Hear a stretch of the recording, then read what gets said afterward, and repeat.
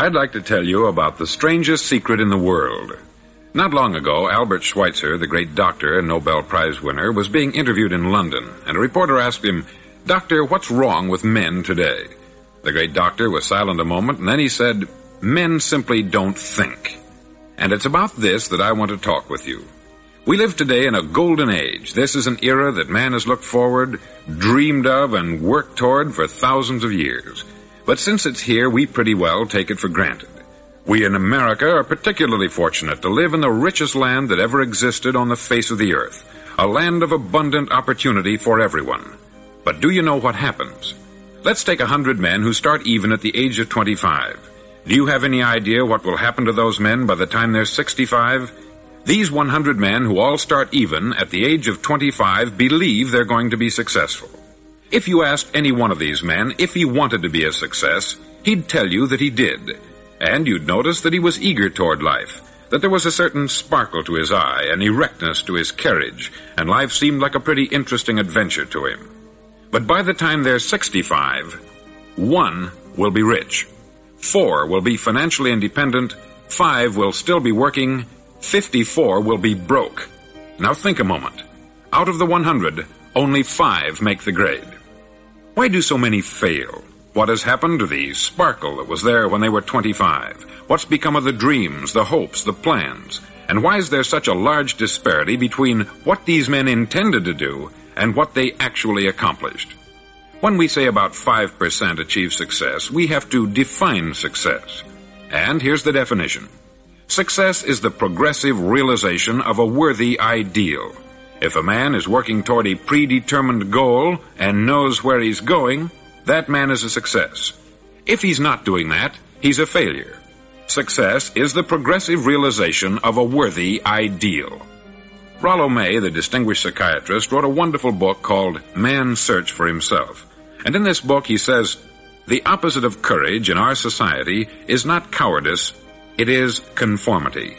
And there you have the trouble today. It's conformity. People acting like everyone else, without knowing why, without knowing where they're going. Now think of it. In America right now, there are over 14 million people 65 years of age and over, and about 13 million of these 14 million are broke. They're dependent on someone else for life's necessities. Now, we learn to read by the time we're 7. We learn to make a living by the time we're 25. Usually, by that time, we're not only making a living, we're supporting a family. And yet, by the time we're 65, we haven't learned how to become financially independent in the richest land that has ever been known. Why? We conform. And the trouble is that we're acting like the wrong percentage group, the 95% who don't succeed. Now, why do these people conform? Well, they don't know, really. These people believe that their lives are shaped by circumstances, by things that happen to them, by exterior forces. They're outer-directed people. A survey was made one time that covered a lot of men, working men, and these men were asked this question. Why do you work? Why do you get up in the morning? 19 out of 20 had no idea. If you ask them, they'll say, everyone goes to work in the morning. And that's the reason they do it, because everyone else is doing it. Now let's get back to our definition of success. Who succeeds? The only man who succeeds is the man who is progressively realizing a worthy ideal. He's the man who says, I'm going to become this, and then begins to work toward that goal.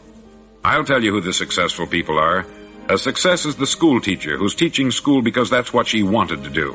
The success is the woman who's a wife and mother because she wanted to become a wife and mother and is doing a good job of it. The success is the man who runs the corner gas station because that's what he wanted to do. The success is the successful salesman who wants to become a top-notch salesman and grow and build with his organization. A success is anyone who is doing deliberately a predetermined job because that's what he decided to do deliberately. But only 1 out of 20 does that. That's why today there isn't really any competition unless we make it for ourselves. Instead of competing, all we have to do is create. Now, for 20 years, I looked for the key which would determine what would happen to a human being. Was there a key I wanted to know which would make the future a promise that we could foretell to a large extent? Was there a key that would guarantee a person's becoming successful if he only knew about it and knew how to use it? Well, there is such a key, and I've found it. Have you ever wondered why so many men work so hard and honestly without ever achieving anything in particular, and others don't seem to work hard and yet seem to get everything? They have the magic touch. You've heard them say that about someone. Everything he touches turns to gold. And have you ever noticed that a man who becomes successful tends to continue to become successful? And on the other hand, have you noticed how a man who is a failure tends to continue to fail? It's because of goals. Some of us have them, some don't. People with goals succeed because they know where they're going. Now think of a ship leaving a harbor, and think of it with the complete voyage mapped out and planned. The captain and crew know exactly where it's going and how long it will take. It has a definite goal. 9,999 times out of 10,000 it will get to where it started out to get. Now let's take another ship, just like the first, only let's not put a crew on it, or a captain at the helm. Let's give it no aiming point, no goal, no destination. We just start the engines and let it go. I think you'll agree with me that if it gets out of the harbor at all, it will either sink or wind up on some deserted beach a derelict. It can't go any place because it has no destination and no guidance. It's the same with a human being. Take the salesman, for example. There is no other person in the world today with the future of a good salesman. Selling is the world's highest paid profession, if we're good at it and if we know where we're going. Every company needs top-notch salesmen, and they reward those men. The sky is the limit for them. But how many can you find? Someone once said, the human race is fixed, not to prevent the strong from winning, but to prevent the weak from losing. The American economy today can be likened to a convoy in time of war. The entire economy is slowed down to protect its weakest link, just as the convoy had to go at the speed that would permit its slowest vessel to remain in formation. That's why it's so easy to make a living today. It takes no particular brains or talent to make a living and support a family today. So we have a plateau of so-called security, if that's what a person's looking for. But we do have to decide how high above this plateau we want to aim for. Now let's get back to the strangest secret in the world, the story that I wanted to tell you today. Why do men with goals succeed in life, and men without them fail? Well, let me tell you something which, if you really understand it, will alter your life immediately. If you understand completely what I'm going to tell you from this moment on, your life will never be the same again. You'll suddenly find that good luck just seems to be attracted to you.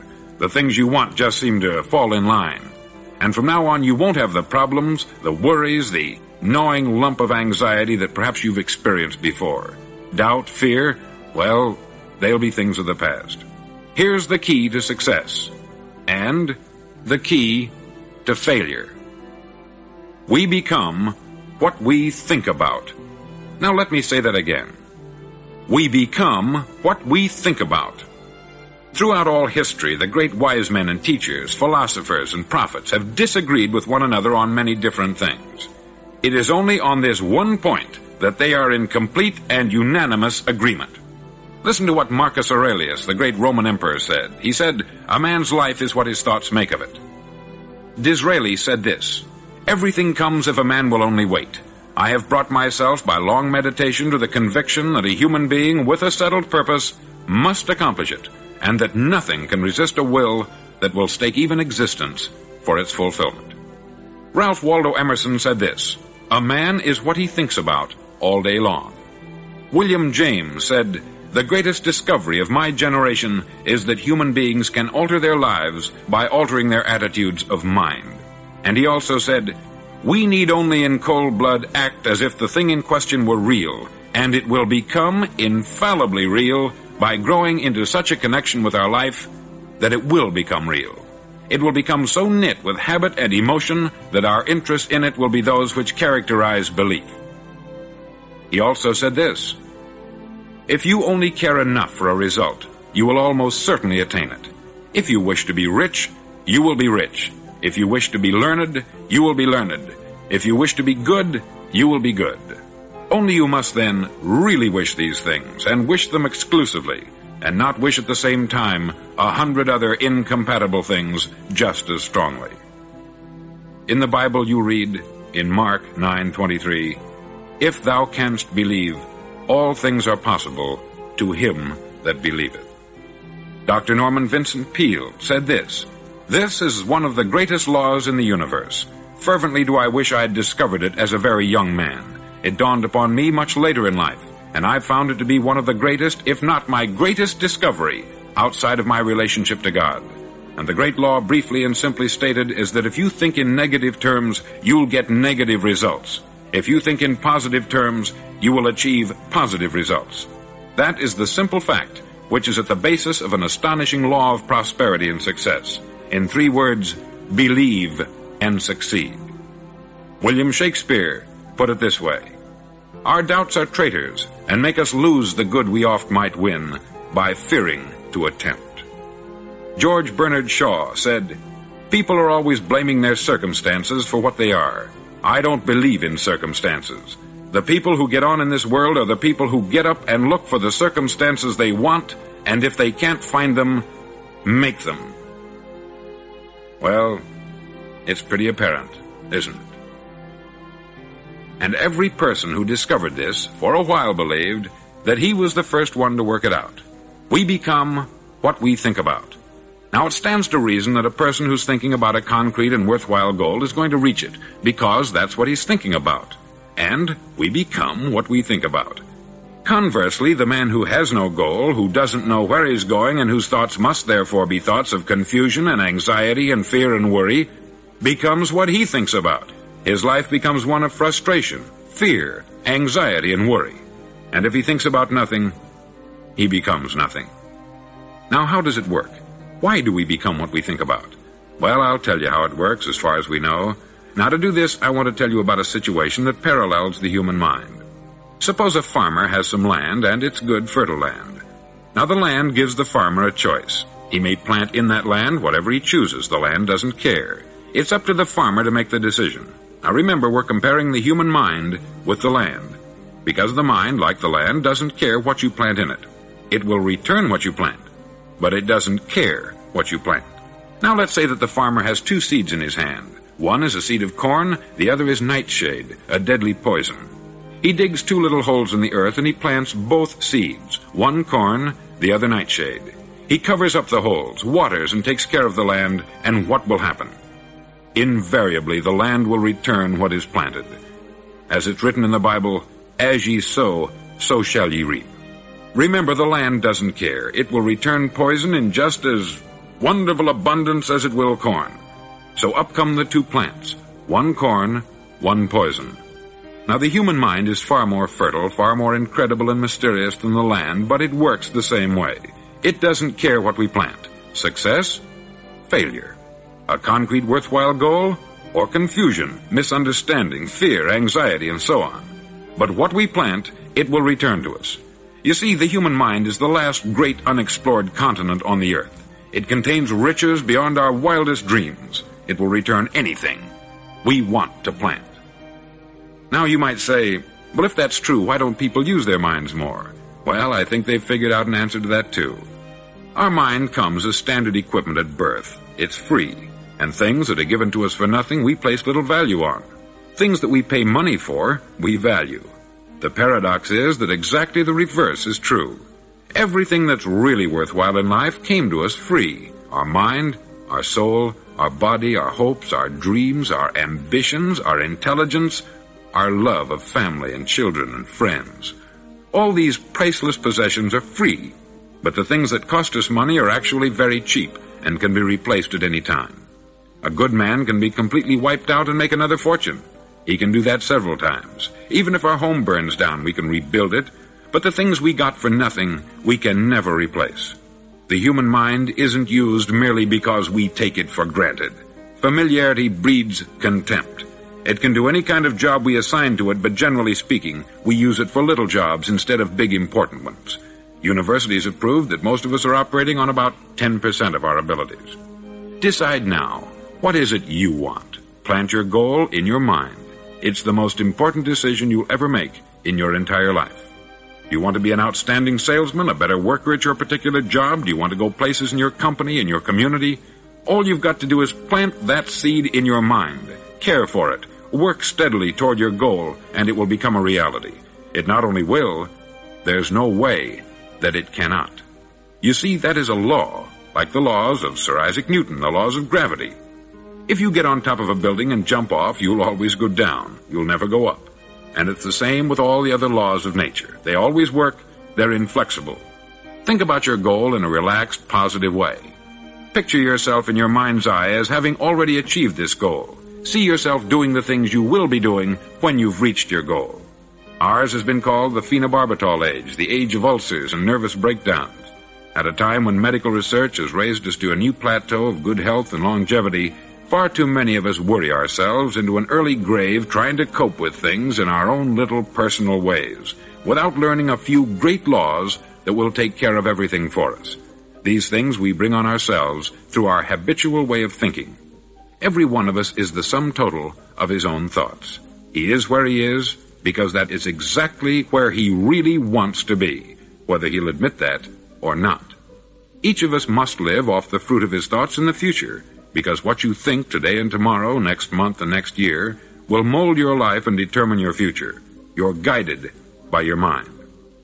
I remember one time I was driving through Arizona and I saw one of those giant earth-moving machines roaring along the road at about 35 miles an hour with what looked like 20 tons of dirt in it, a tremendous, incredible machine, and there was a little man perched way up on top with the wheel in his hands guiding it. And as I drove along, I was struck by the similarity of that machine to the human mind. Just suppose you're sitting at the controls of such a vast source of energy. Are you going to sit back and fold your arms and let it run itself into a ditch? Or are you going to keep both hands firmly on the wheel and control and direct this power to a specific, worthwhile purpose? It's up to you. You're in the driver's seat. You see, the very law that gives us success is a two-edged sword. We must control our thinking. The same rule that can lead a man to a life of success, wealth, happiness, and all the things he's ever dreamed of for himself and his family, that very same law can lead him into the gutter. It's all in how he uses it, for good or for bad.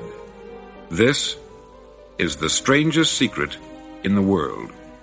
Now, why do I say it's strange, and why do I call it a secret? Actually, it isn't a secret at all. It was first promulgated by some of the earliest wise men, and it appears again and again throughout the Bible.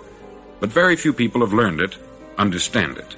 That's why it's strange, and why, for some equally strange reason, it virtually remains a secret. I believe that you could go out and walk down the main street of your town and ask one man after another what the secret of success is, and you probably wouldn't run into one man in a month who could tell you.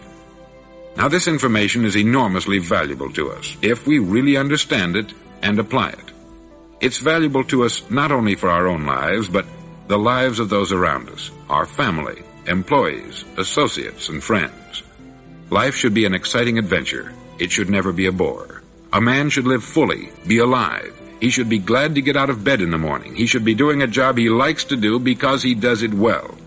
One time I heard Grove Patterson make a speech, the editor-in-chief of the Toledo Daily Blade, and as he concluded his speech, he said something that I've never forgotten. He said something like this: "My years in the newspaper business have convinced me of several things, among them that people are basically good, and that we came from someplace, and we're going someplace. So we should make our time here an exciting adventure. The architect of the universe didn't build a stairway leading nowhere. And the greatest teacher of all, the carpenter from the plains of Galilee, gave us the secret time and time again. As ye believe, so shall it be done unto you." I've explained the strangest secret in the world and how it works.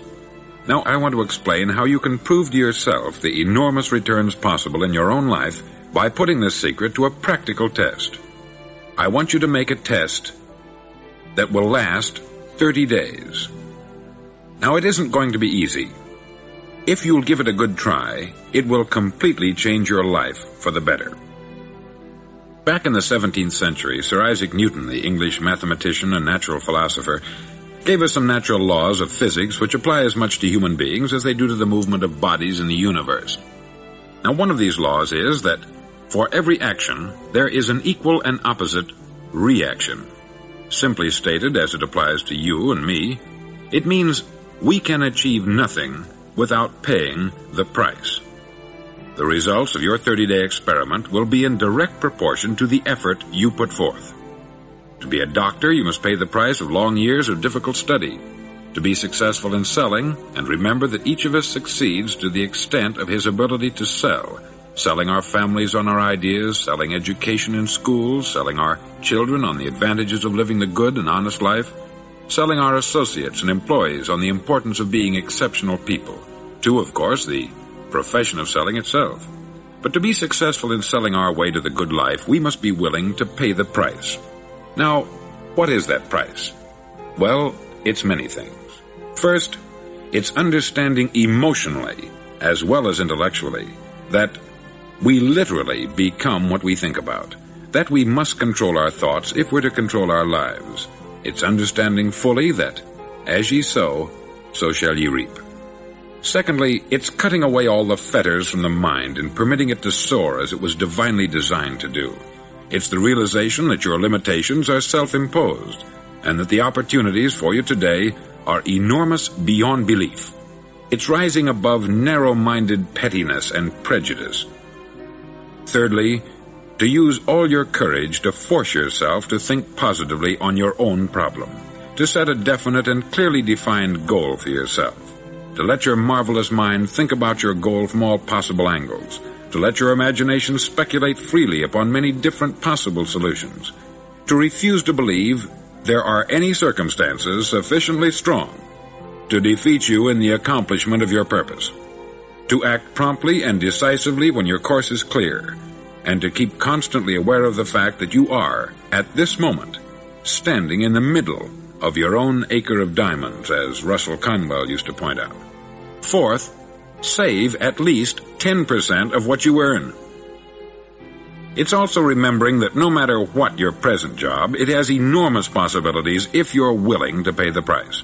Now let's just go over the important points in the price each of us must pay to achieve the wonderful life that can be ours. It is, of course, worth any price. 1. You will become what you think about. 2. Remember the word imagination. Let your mind soar. 3. Courage. Concentrate on your goal every day. 4. Save 10% of what you earn. And action.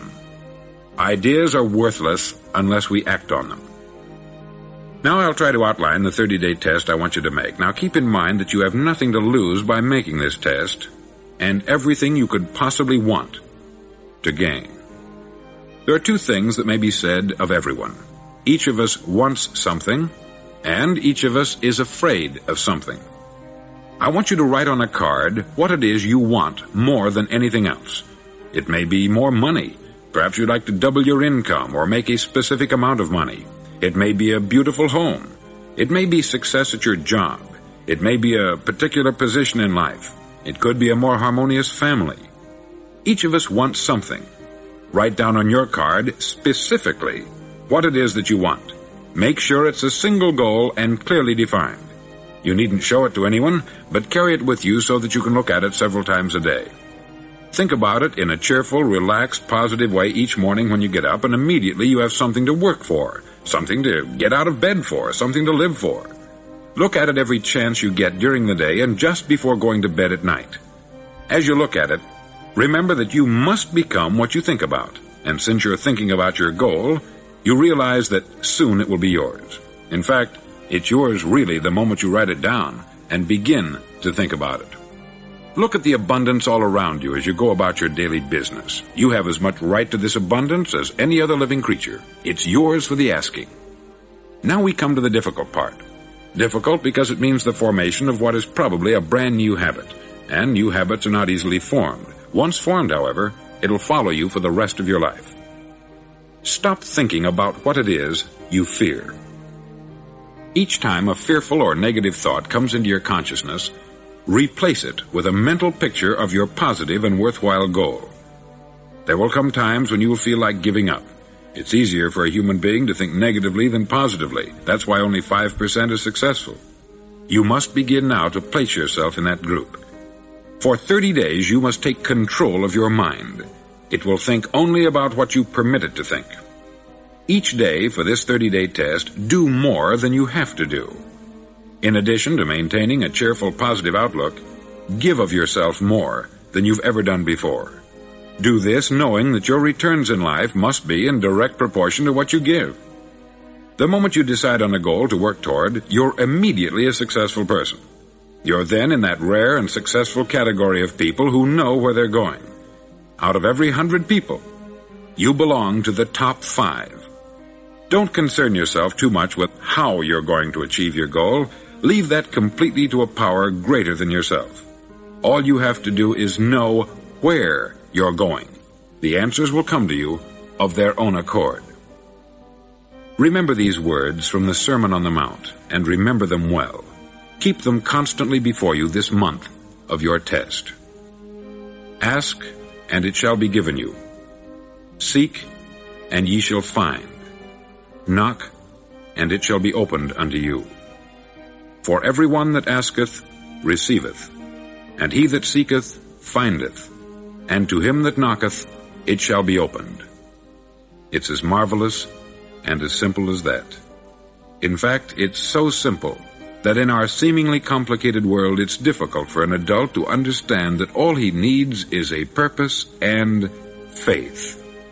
For 30 days, do your best. If you're a salesman, go at it as you've never done before, not in hectic fashion, but with the calm, cheerful assurance that time well spent will give you the abundance in return you deserve and want. No matter what your job, do it as you've never done it before for 30 days. And if you've kept your goal before you every day, you'll wonder and marvel at this new life you've found. Dorothea Brand, outstanding editor and writer, discovered it for herself and tells about it in her fine book, Wake Up and Live. Her entire philosophy is reduced to the words, act as though it were impossible to fail. She made her own test with sincerity and faith, and her entire life was changed to one of overwhelming success. Now you make your test for 30 full days. Don't start your test until you've made up your mind to stick with it. You see, by being persistent, you're demonstrating faith. Persistence is simply another word for faith. If you didn't have faith, you would never persist. If you should fail during your first 30 days, by that I mean suddenly find yourself overwhelmed by negative thoughts, you've got to start over again from that point and go 30 more days. Gradually your new habit will form until you find yourself one of that wonderful minority to whom virtually nothing is impossible. Don't forget the card. It's vitally important as you begin this new way of living. On one side of the card, write your goal, whatever it may be. On the other side, write the words we've quoted from the Sermon on the Mount. Ask, and it shall be given you. Seek, and ye shall find. Knock, and it shall be opened unto you. Nothing great was ever accomplished without inspiration. See that during these crucial first 30 days, your own inspiration is kept at a peak. Above all, don't worry. Worry brings fear, and fear is crippling. The only thing that can cause you to worry during your test is trying to do it all yourself. Know that all you have to do is hold your goal before you. Everything else will take care of itself. Remember also to keep calm and cheerful. Don't let petty things annoy you and get you off course. Now, since making this test is difficult, some may say, well, why should I bother? Well, look at the alternative. No one wants to be a failure. No one really wants to be a mediocre individual. No one wants a life constantly filled with worry, fear, and frustration. Therefore, remember that you must reap that which you sow. If you sow negative thoughts, your life will be filled with negative things. If you sow positive thoughts, your life will be cheerful, successful, and positive. Now, gradually, you will have a tendency to forget what you've heard on this record. Play it often. Keep reminding yourself of what you must do to form this new habit. Gather your whole family about and listen to what's been said here at regular intervals. You know, most men will tell you that they want to make money without understanding the law. The only people who make money work in the mint. The rest of us must earn money. This is what causes those who keep looking for something for nothing or a free ride to fail in life. The only way to earn money is by providing people with services or products which are needed and useful. We exchange our product or service for the other man's money. Therefore, the law is that our financial return will be in direct proportion to our service. Success is not the result of making money. Making money is the result of success. And success is in direct proportion to our service. Most people have this law backwards. They believe that you're successful if you earn a lot of money. The truth is that you can only earn money after you're successful. It's like the story of the man who sat in front of the stove and said to it, "Give me heat, and then I'll add the wood." How many men and women do you know, or do you suppose there are today, who take the same attitude toward life? There are millions. We've got to put the fuel in before we can expect heat. Likewise, we've got to be of service first before we can expect money. Don't concern yourself with the money. Be of service. Build, work, dream, create. Do this, and you'll find there's no limit to the prosperity and abundance that will come to you. Prosperity is founded upon a law of mutual exchange. Any person who contributes to prosperity must prosper in turn himself. Sometimes the return will not come from those you serve, but it must come to you from someplace, for that is the law. For every action, there is an equal and opposite reaction. As you go daily through your 30-day test period, remember that your success will always be measured by the quality and quantity of service you render, and money is a yardstick for measuring this service. No man can get rich himself unless he enriches others. There are no exceptions to a law. You can drive down any street in America and from your car estimate the service that's being rendered by the people living on that street. Had you ever thought of this yardstick before? It's interesting. Some, like ministers and priests and other devoted people, measure their returns in the realm of the spiritual, but again, their returns are equal to their service. Once this law is fully understood, any thinking person can tell his own fortune.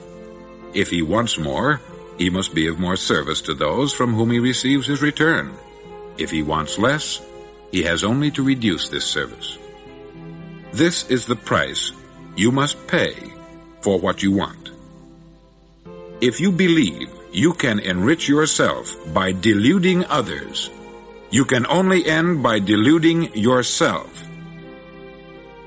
It may take some time, but just as surely as you breathe, you'll get back what you put out.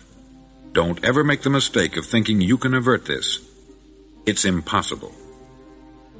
The prisons and the streets where the lonely walk are filled with people who tried to make new laws just for themselves. We may avoid the laws of man, but there are greater laws that cannot be broken.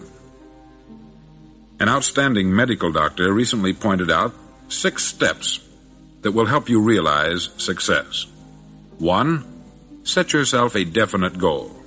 2. Quit running yourself down. 3. Stop thinking of all the reasons why you cannot be successful, and instead think of all the reasons why you can. 4. Trace your attitudes back through your childhood and try to discover where you first got the idea you couldn't be a success, if that's the way you've been thinking. 5. Change the image you have of yourself by writing out a description of the person you would like to be. And 6. Act the part of the successful person you have decided to become. The doctor who wrote those words is a noted West Coast psychiatrist, David Harold Fink, M.D. Do what all experts since the dawn of recorded history have told you you must do. Pay the price by becoming the person you want to become. It's not nearly as difficult as living unsuccessfully. Make your 30-day test. Then repeat it. Then repeat it again.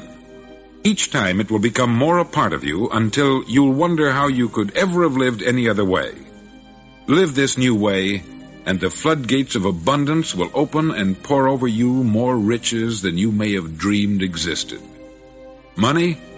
Yes, lots of it. But what's more important, you'll have peace. You'll be in that wonderful minority who lead calm, cheerful, successful lives. Start today. You have nothing to lose, but you have a life to win.